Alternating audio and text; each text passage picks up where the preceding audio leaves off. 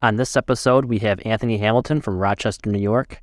Upon graduating high school, Anthony enlisted in the United States Marine Corps in May 2013 as a landing support specialist. In October 2016, he earned the rank of sergeant, leading more than 55 Marines. This experience gave Anthony his first taste of what it actually meant to be a leader.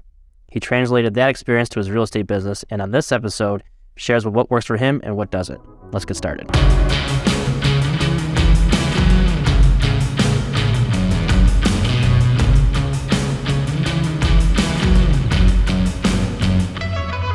All right, cool. Anthony, thanks for hopping on the podcast. Yeah, thanks for having me, man. Absolutely. Let's kind of just jump right into it and kind of go ahead and introduce yourself. Sure. Yeah, my name's Anthony. I'm from the Finger Lakes, Rochester region in upstate New York. So from my understanding, a little bit different than some of the people you've had on. So we're, my brother and I operate kind of as a team up here in this area. And we got into real estate after serving in the Marine Corps. Following high school, we tried our hand at the college thing, and we just decided it wasn't for us. And so we took those years and joined the Marine Corps instead. I served for 4 years. I was stationed out in Hawaii, so terrible place. And then, from there, we loved the Marine Corps life. We loved the lifestyle of it and everything. And, but we decided that we don't really want to be told what to do. We kind of wanted to be our own boss. So him and I were kind of thinking, he was in North Carolina and I was in Hawaii, and we're just like texting back and forth, thinking about what kind of things we can do, with a low barrier of entry. And so, real estate inevitably came up as one of them. I don't know any other business that you can get into with such a low cost and you really don't need any education level, so you can just hop right into it type thing, take your 75-hour course and get licensed, and then you can make that investment back in one transaction. So we saw it as an opportunity, and that's really where we got kicked off in real estate, and did some masterminds out in Hawaii with some key teams. And then, kind of went from there. So how long have you been doing real estate? About 6 years now. Okay. Yep. So since we got out in 2017. Okay. Yep. So those masterminds out there, were you able to kind of take bits and pieces? What was that like doing those masterminds out there? Yeah. So, a lot of what they were, it was the top team out in Hawaii. Then they were introducing real estate to like new agents, or kind of like a career seminar type thing. But then there were some agents that I would go out and do basically like a ride along with, or shadowing with. And so there was one house that we walked through that was it was on the market for $14 million, and this house was gutted. There was nothing in the house. It was just down to the studs. For $14 million, because it had views of Waikiki and Honolulu and Diamond Head. And so you buy the views out there, and it had a pool that was overlooking all of it too. So, but the whole house, it didn't have countertops. It didn't have literally anything. And so, I looked at that, and, it's inspiring when you get real estate like that. You see, just like this super expensive real estate that celebrities are living in, and, just kind of see what's possible if you work hard enough, So pretty cool. But they were a wealth of knowledge, just basically teaching us what to do when we start. And social media and video was one of those things. Okay. So you jumped right into social media right when you got into real estate because of the mastermind? Yeah, pretty much. And we were following like Gary Vee at the time, and Grant Cardone, and so we knew that we had to get social. And so being in the Marine Corps, we weren't really afraid of getting on camera. Our whole thing was like, this is how we really look and sound. This is how people really hear us and really see us. So like, you're not hiding it, just because you're on video, it's really no different. But we knew that at that time, it was, I always say that it's the great equalizer between new agents and veteran or experienced agents, right? I don't know how long it would take to go knock on, 1,000 doors, but you record one Instagram reel and you get 1,000 views within, 2 hours, right? So it decreases that time of, I don't know, it just increases your capacity for getting more eyeballs, Well, it allows you to work more efficiently for sure. Yep. Yeah. And like, that's interesting. So like, that was kind of always my thing, when I started doing this, right? It was like, man, I hit my voice, which I do, I like, Everyone does. Everyone does, right? But that's how I sound. It is what it is, and I have to deal with it, right? Or like, my videos when I first started were horrible, right? Like they were cringeworthy. But as you do them more and more, you get better at it, right? Yeah. And you mentioned that it does allow you to be more efficient, especially with the reels. Is that the type of engagement you look for? Is it the views or the shares? What kind of engagement do you look for? Yeah, mainly views and shares. I mean, shares are good because it increases your views, right? And goes out to different audiences, basically. But really views because like what I just said is, how long would it take you to make 1,000 phone calls or go knock on 1,000 doors? It would take forever, And when we first started at our first brokerage, on top of doing video, that's what we were doing. We were making those calls and we were door knocking. And so I know firsthand how long that takes versus, one video, it can take 15 minutes, or even if you're, you new at making a video, it could take you an hour, but you're still reaching how many people with that 1 hour, Right. So your ROI just went up just tenfold. Right. Do you have like a favorite platform that you like to post on? Is it Instagram or TikTok, Facebook? Usually Instagram, and then I'll usually share from Instagram to Facebook. So when I normally record my videos in Instagram in the app, and before I add any music to it or anything like that, I download it, and then I'll finish editing it and stuff in Instagram, post it to Instagram, and then I'll go over to Facebook and I'll post it there as well. Do you edit yourself? Yeah. So it makes it super easy in Instagram when you just do cuts. You just do multiple clips. It's just extremely easy. And then I just throw it in the captions app and allow it to put up nice looking captions and the Hormozy style or Gary V style or something like that. So do that, and then a lot of people end up commenting on that, like, dude, your captions look professional. How are you doing that? And it's an app owned by Gary V. Like, it's easy. Yeah. You upload the video and it does it for you, and then it'll also like chop out any like blank spaces that you have. So sometimes you got to be careful. You got to audit it because it can sound weird.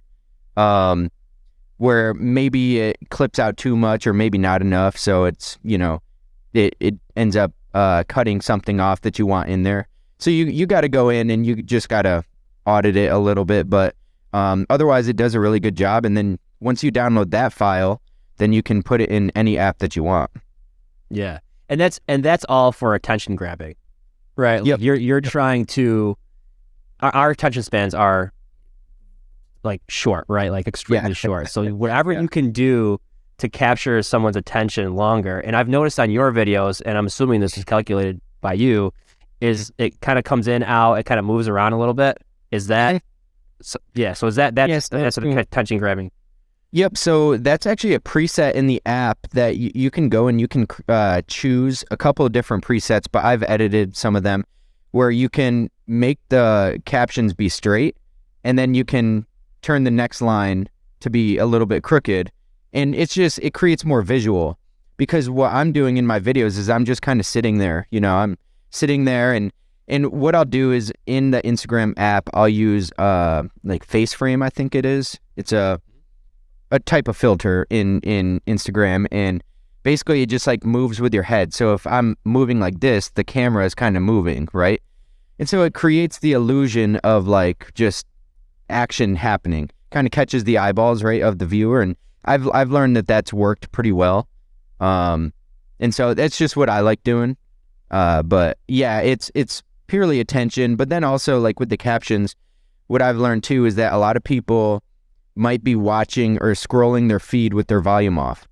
So, you know, if they see an engaging caption that maybe the first couple words of it, like your hook part of the video, you know, that might catch them. And so they hit the volume on, or they just read the captions. So just increase that viewership. Exactly. Yeah. Keep them on your video and stop them from scrolling for as long as possible. Yep. Do you have like a type of content that has done really well for you? Is it the educational stuff? Is it the entertaining stuff? Like what types of content do you prefer to do? For me, it's purely educational. I've tried my hand at entertaining stuff, you know, being funny or something. Kind of like, you know, this is where I think a lot of agents like kind of go wrong is they don't find their mold. They don't find like what they're good at, and they try and follow like the broke agent, right? Because broke agent posts great content, but they're funny. Like naturally, they're funny people. And actually, what's unique about them is they're actually not trying to sell real estate. They're trying to get out of real estate by posting this type of content, right? And kind of coach agents and stuff.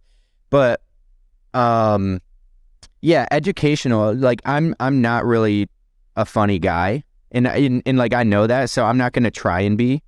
I've tried it and it just hasn't hit well, and I look stupid. So, you know, speak to what I know, try and educate the best possible, and you know, kind of go from there. And I found that a lot of people resonate with that. Yeah, I think on social media especially is you have to be your like authentic self because people see through the bullshit. You know, they can stick out. Yeah, for sure. Yeah, for sure. Do you use any scripting, or is it all just off the top of your head?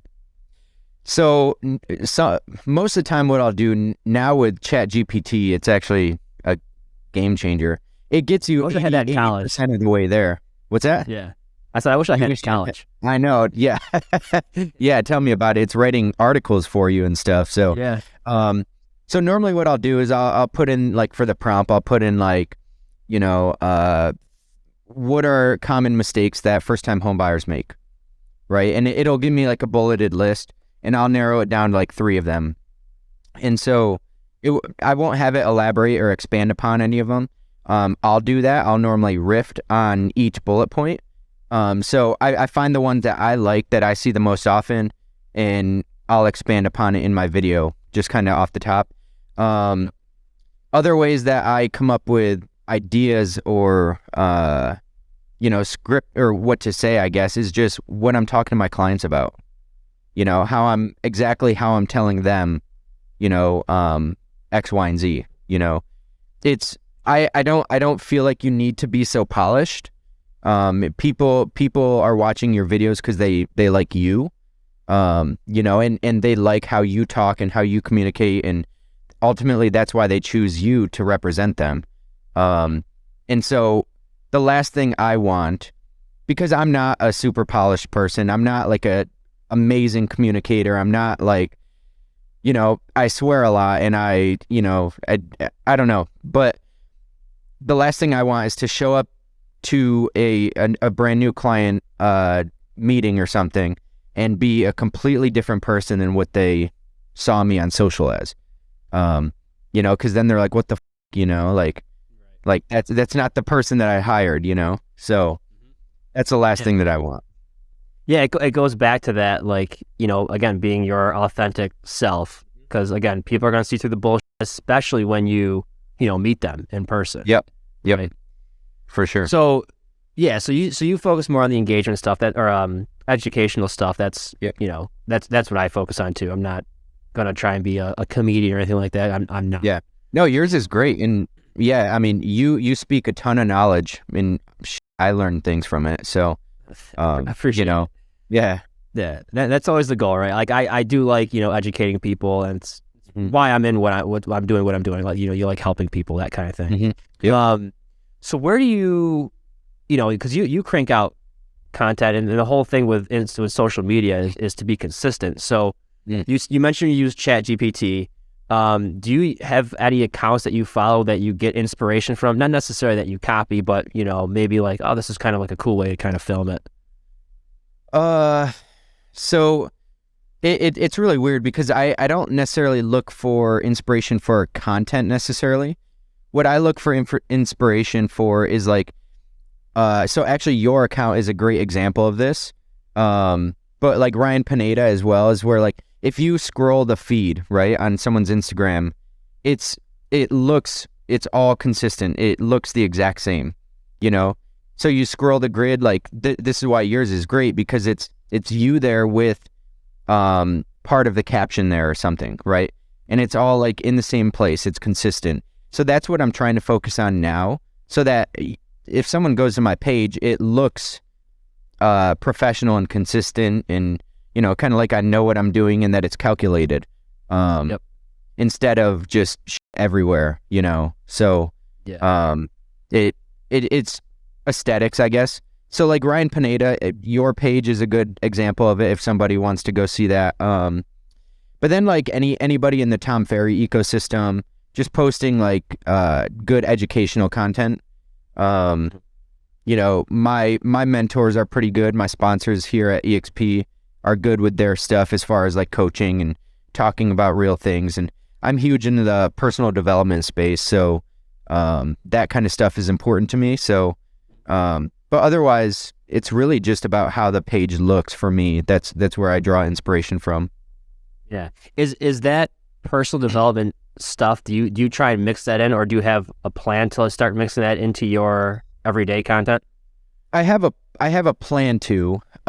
Normally what I'll do right now is I'll mix it into my my stories. When we first got in the business, we started posting a lot of that kind of stuff, and I think what we found was that it was too soon. A lot of coming from the Marine Corps background, we held leadership positions, so we were already in that space there. But coming back into this world, nobody gave a shit, you know? And so you got to earn your way to that out here as well. So we picked up on that fast, and people were coming to us maybe for their anxiety issues, but we weren't psychologists. We were trying to sell homes, you know, and we were trying to do that through showing that we had positive attitudes and stuff, but it just didn't mix well at that time because it was still too new, or we were too new. And so, you know, showing our expertise now in real estate, and then, you know, once we kind of establish ourselves a little bit more, then I think we can get into that. But I right now I'm just posting things on stories to try and sprinkle it in a little bit. So, yeah, I'll do kind of the same thing, right? Like I try and keep my page consistent. I want to be known, as you do, as the authority in the lending space. Like you want to be, you know, the authority in the home purchasing space. Yep. So like I'll sprinkle in like the family stuff, you know, maybe some funny shit that I find on my stories. Right. So it's kind of going about the same way. Now, you mentioned your brother. Does he do the same? Does he have the same strategy as you, or is he a little bit more off camera? How's he? He does, for the most part. He does. We do a lot of things together. Nice. But I mean, he'll even tell you he's a little bit less of the creative side. In our businesses, I've always been like the creative kind of one, talking algorithms, things like that. He's been more of like the budgeting and calculated. He's a great executor as well. But if you watch his videos, they're not as like polished, maybe might be the word. But yeah, he still does it. We do a lot of things together still. Our YouTube is all together, so yeah. Do you guys have plans to like have an Instagram page together on top of your YouTube? I don't know. Not right now. We haven't really talked about it. Still separate pages right now. We do have a team page. We don't really post to it, which maybe we should. But what we started doing was neighborhood spotlights. And so we really liked doing that. It was both of us on camera at the same time. They were a little bit longer, so it wasn't like your 90-second reel or 60-second reel. It was more of like a 3.5 minute or 4 minute with some, drone footage and some drive-by B-roll, stuff like that. Nice. Just spotlighting communities and or our favorite neighborhoods or something. But we've taken a break from that because I broke our drone, so we don't have much footage right now. But yeah. So the neighborhood spotlight, that's more longer form. Obviously, it sounds like on YouTube, right? No, so those were just social media. Those were just Facebook, Instagram. Yeah. Yep. Our YouTube is Living in the Finger Lakes. It's primarily based for relocating. So people moving into the area. That's long form. That's like 15-minute videos, 20-minute videos.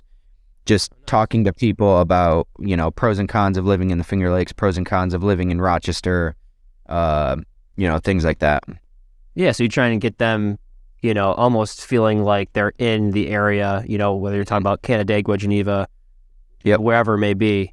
They have a sense of the area. That's cool. Yep. And what's interesting about it is it's not like necessarily real estate related. Like it's not real estate based. It's primarily lifestyle, So we find that's what people are searching for and that's what they want. So it works out pretty well. Yeah, that makes sense, especially, Finger Lakes, people are looking for, a second home. They want to know what it's like to live there in the summer. It's vastly different in the summer than it is, we're recording this in March than it is in March. Right, for sure. Right. For sure. Yep. Now, do you guys use a content calendar to like organize everything? You guys obviously have the long form stuff, you have the short form stuff. So do you guys use a content calendar to stay organized? If we did, it would probably be a lot better. We don't. Normally we do it on an as needed basis. Our YouTube stuff, because it takes a little bit longer, is more of a pain in the ass. For like Instagram and Facebook, and TikTok, it's normally just kind of off the cuff. It's when I believe in like the power of now, right? So if something comes to mind, I need to hop on it before I forget about it. I'm the type, I've got like a million tabs open in my head, and oftentimes I don't close them out, but they just get lost in the thing. So if I don't record it right then and there, then I'll probably forget about it, or I'll forget about how I wanted to say things or something like that. So if I hear something like in a video or a podcast I'm listening to or whatever, then normally I'll do it right then and there. Gotcha. Yeah. So you mentioned that you kind of just like go with whatever's trending now or whatever pops to your head now. Do you ever try and like plan out like a shoot, like a day to shoot, just like a bunch of videos, or is it more just like you mentioned, just whatever happens at the moment? Yeah. I don't batch record very often. There are times that I do, but it's never 20 videos in 2 hours or whatever. It's always just like 1, 2, or 3, and that's usually good for me. I like to record it while I'm feeling it, and so that I can kind of get into that mode, I guess, or the zone. And it helps me kind of riff on things. So we talked a lot about, obviously this has all been about more organic stuff. Yep. Have you guys done anything paid, like paid advertising or anything? No. So I take that back. When we first got in the business with our first brokerage, it was 3 of us agents plus the broker. And he advised that we should pay for Facebook ads. What he didn't tell us was how to do it. And so it was just like a random post that we threw $5 behind and just kind of like boosted it.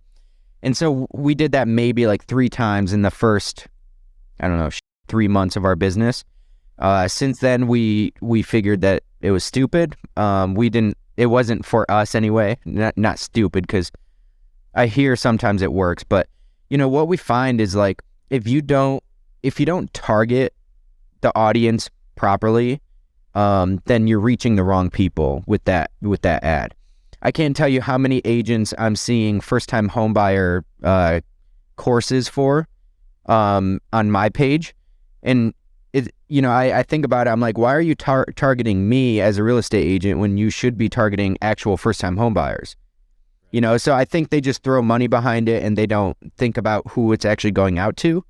And from my understanding, Facebook has like kind of narrowed down who they want you to target, and they're really big on like the anti-discrimination. So they want to make sure you're not like redlining or doing anything crazy with your targeting. So they kind of took away who you can target, I guess.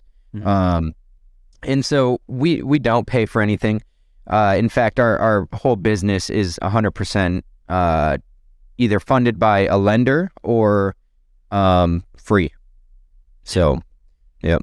Gotcha. Do you so no paid really anything? Do you have a CRM that you use?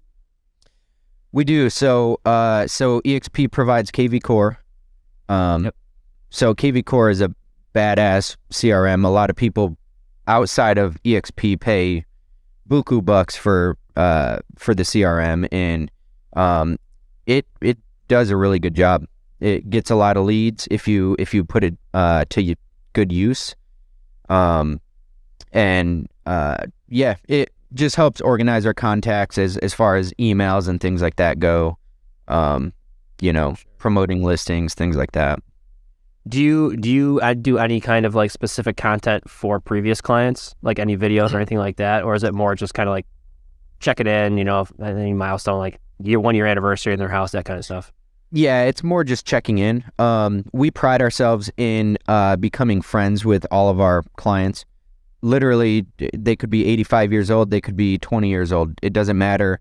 We're extended family, So we do have a Facebook page that is, it's a private group, extended family of American Home Team. And so once we get people like under contract and they're moving forward in the process, we'll invite them to the group.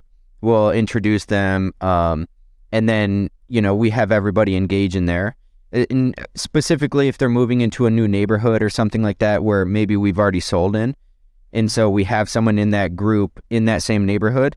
We'll say, hey, Carla, is also living in this neighborhood. Why don't you introduce yourself type thing, get the kids together or whatever. And so what you find in those private groups is that the clients will actually get together and they start to meet, and you're that common denominator, you and you're the one who put them in contact. Now their kids are friends, or, they're going out and going to the bar together, or, the brewery or whatever together. And it's pretty cool. Yeah. That's a great idea. So you're really creating a community. Yep. Right. Yep. With your clients. Yep. And you just, all you have to do really is go check in, how's everyone doing? Or, does anyone have any questions for us? Or, something like that. It's super easy. Yeah. That's awesome. Yeah. So what are you guys have been doing this for 6 years. What have been some of your biggest challenges? Our calendar. Okay.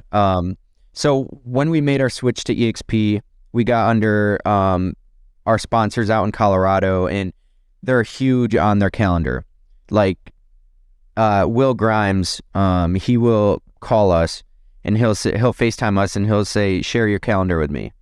And if your calendar is a piece of shit, he's gonna call you out. He's a Marine Corps dude too, so and now he's a business coach and stuff, so he will call you out on it and he'll make you feel like shit about it to the point where you're going to fix it, And so we've been getting a lot better with our calendar, especially now running a second business. We have to be, and if we don't have things in our calendars, it doesn't exist.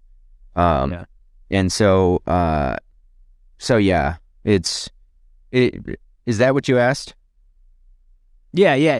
You guys do, no, you nailed it. What is I was going to ask you, do you do any kind of like time blocking, or is your business is your sponsor like big into time blocking too? So really it's just the calendar. We do so like our filming, right? If we have a day for filming YouTube, then we need to do that. So it'll show up in red. We need to do that. And if for whatever reason something pops up, we just move it. We don't cancel it. We don't, get rid of it. We just move it, and find another time for it that's appropriate. But yeah, really it's just the calendar. It's, we don't necessarily have a time block for, say, lead generation or, it's all kind of wrapped within our day to day. It's about capturing the content, and what we found is if you just focus on social media, that becomes your lead gen, and that becomes your follow up, and that becomes all basically everything that you need. So, what's like some of your like ultimate business goals? I guess like, well, not ultimate, but let's say for this year, like what's one of your guys' goals? For this year, well, so I was gonna say in longer term was to our goal really is to create freedom for ourselves and our family to be able to do whatever the fuck we want, whenever the fuck we want, not have to answer to anybody. That is really our biggest, take vacations when we want to for as long as we need, I tell my wife this, and everyone I talk to, I tell this, that I have a 15-month-old daughter. I don't ever want to have to request time off from work to go to her dance recital or go to a play or whatever she's doing, right? I will never be asking a boss, hey, can I get time off to go there? Because then they're going to tell me no, and I'm probably going to quit anyways. And so, that just doesn't fly with me. So that's primarily now we've shifted our mindset into that. And my brother has a little girl as well. And obviously we plan to grow our family. So that freedom of time, of money, of, whatever is super important to us. But then actually helping other people realize and actualize their own potential to be able to do the same, to be able to do whatever they want to do, whatever their goals are, just make them realize they can do it and then actualize that. And, and a lot of people underestimate what they're capable of doing. They don't know their own potential. And, I take it upon myself to try and help people figure that out, that they can do it. Because none of us are, extraordinary in any way. It's just we choose to think about things differently and execute on things differently, and anyone can do it. So right. And all this it's interesting. Like all this is, we haven't once talked about selling a house, so that it's almost like it's secondary for you, right? Like you're there to help people. You're there. You have the community you create, right? At the end of the day, have you seen having that mindset, right? Like where you're not so transactionally focused, you're more focused on like the long term, the long ball. Have you seen an increase in your business just with that mindset? 100%. Yeah. And, social media has been a great part of it because it allows people to know, like, and trust you. And when you put your actual raw thoughts out there, there's a time period. I don't know where you fly with this or your viewers fly with this, but during the whole COVID thing, my brother and I, being Marines, like we were very upfront and against everything that was going on in the country. And we put it out there on social media. We let it all be heard. It turned some people off, and it honestly, it turned a lot of people toward us. And a lot of people recognized that we were real, whether or not they agreed or not. They respected that we were putting our thoughts out there because not many people were willing to do that. And so, for us, people have liked that we know what we value and what we believe in, and we know our vision for our lives and our family, and that we genuinely want to help people. And it's not about how much money I'm making today. And I can't tell you how much business I've turned down or not gotten money from just because it didn't make sense in that circumstance, right? Sure. So, just putting that authentically out onto social media has really helped, I think. It draws people towards you, just because they want somebody who is a real person, who has real thoughts and beliefs and values and is just like them and their family, Yep, 100%. Was that, when you guys first started, was that a hard mindset to have? Because obviously you and I, we're both commissioned, right? We don't get paid until the house or the loan closes, right? Yep. So was that difficult in the beginning? Yeah, it was, and it still is. I'd be lying if I said that it was easy to turn away business or turn something down, right? In the beginning, we were very buttoned up. We didn't want to show our personality side. We were told basically that if we didn't wear a trench coat in the winter, that we weren't professionals. And so it was, or if you didn't drive a Mercedes to a $400,000 home sale, then you weren't basically worthy of that, and so we bought into that early on, because that's what our broker was telling us at the time, and we bought into it. And so wrapping our head around the personality side, we just thought we had to be this professional outward, personality all the time, when in reality people don't resonate with that. And so it was diving into just being a value add and not necessarily caring about the return of it immediately. It was hard. No, you're good. But then what we decided was, once we started doing it, then we could sleep at night. We could sleep better, and knowing that you're being yourself, regardless of opinions, thoughts, or what have you, coming from the outside. Sure. That it's always hard, but if you, again, going back, we've mentioned it multiple times on this podcast, right? You just have to be your authentic, true self, and the bullshit's going to come through. So Yep. So we're kind of coming up here on the end here, and these are 3 questions that I ask everybody that jumps on. All right. So what's one book or podcast you think everybody looking to grow their business in real estate should either read or listen to? I have a couple. Can I give them all? Sure. All right. So for books, right? The One Thing by Gary Keller. So I have the cover here. It looks like this. This is just I don't know, whatever this is called. Teaches you about productivity, how to get more and larger results by doing less, by narrowing things down, right? The Power of More, or The Power of One More by Ed Milet. That's a big one because it's you can use the example of, if you just make one more call or make one more video, make one more, go knock on one more door, right? There's potential for a huge result at the end of that. If you're just doing one more than everybody else, then you're, exponentially increasing your results over someone else, just by doing one more every single day. Sure. You can take that into the gym, right? I work out a lot, so doing one more rep on the bench, one more curl, right? And you're just getting that much better every single day.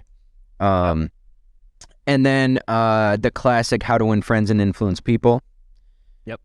By Dale Carnegie. Great one for anybody in sales or in marketing, or really in life. If you're trying to make friends and moving to a new area or something, just exactly what it says in the title, How to Win Friends and Influence People. It's, learn what makes people tick. And so then podcasts, I listen to a lot of podcasts. Real AF by Andy Frisella. That's a big one. The reason I like that is because he's very much like me. He's raw, authentic, doesn't necessarily care about immediate return, but he has gotten there because of that. He's a huge public figure now. And he's got a few different styles on the show where he'll talk about politics, but then he's got like a Q&AF, which is Q&A about like personal development and growing business and stuff like that. So that has been a huge podcast for me, just learning a lot about life and business and just being a business person. And then, yeah, that's really it. Grow and Plateau. Have you implemented any of those, like from the books that you've read, in your business or just everyday life? So How to Win Friends and Influence People, for sure. A lot of different things. Talking more about other people than talking about yourself, right? If you want them to get to like you, ask them about themselves. Say their name often, right? Because people's most favorite word is their own name. So things like that. The power of one more I've implemented, tried to every single day. Just doing one more of whatever, right? One more email, one more, before I call it a day, just doing one more of whatever it is I'm doing. And then what you find too is that it turns into more than one more. It'll turn into 5 more, right? And you get in that habit of just doing more every single day. And then the one thing I've been trying to narrow down, because it says, if I get this quote correct, it says, if you could do one thing such that by doing it, everything else would be easier or unnecessary, what would that one thing be? And so for this past week has been really scrubbing through and organizing my database, because my database has kind of just been a bunch of names, not really organized by like agent or lender or buyer or seller. It's just been all my contacts basically. And so then it was up to me to go through and pick out, okay, who might be selling a house now? Who did I sell to 4 years ago, right? And so for this week, that one thing has been getting my database organized so that now everything else is going to be much easier moving forward. Yeah. Gotcha. Nice. All right. So next one, what should everyone who is in real estate either stop or start doing? Stop giving a fuck about what other people think about you. 100%. Yep. No, I think a lot of people care too much about what others think, their own opinions, and it stops them from taking action. It makes them fearful that they're gonna turn people away, or whatever the case is. So I would say stop caring about others' opinions and start getting your goddamn face on camera and start focusing on using social media effectively, because it works. And then also get on YouTube. Long form content on YouTube. You have to do it. I think Kelly Hall was talking about doing it, and I'm gonna be pissed if she does like a Finger Lakes one, because she's good. Yeah. Well, I know she'll be competing directly with us, but I mean, there's plenty of market share out there. There's plenty of business out there for everybody to go out and win. They just got to find what works for them. But I think, like I said in the beginning of this, social media is the great equalizer between new agents and experienced agents. And if those experienced agents aren't on social media or using it effectively, then that new agent can win because they're showing their expertise or what they're learning or how they interact with everyday people. And that's what people care about, And if they're getting in front of more eyeballs than that experienced agent, then, it's a numbers game at that point. Exactly. You mentioned it in the very beginning of the podcast about the views, right? Yep. Like it's just more efficient than cold calling or door knocking. Yep. Yep. By far. All right. Last one. Where can everybody find you online? So Instagram, The Real Anthony Hamilton. I've changed that up a couple times so it's hard. There's a dude named Anthony Hamilton who is a R&B singer. He's a little bit darker complexion than me. And he has a much better voice than I have. So when people search Anthony Hamilton, oftentimes he comes up. I am not him. I am probably the second guy that will come up. But yeah, The Real Anthony Hamilton on Instagram, and then on Facebook, Anthony Hamilton. Awesome. Pretty easy to find me. I'll pop up most places. Yeah. Awesome. Well, I appreciate you hopping on. This was a ton of great information. I appreciate it. Yeah, man, I appreciate the opportunity to come on and share a little bit of knowledge. Yeah, for sure. Thanks, man. I appreciate it. Fun. Yep. Bye.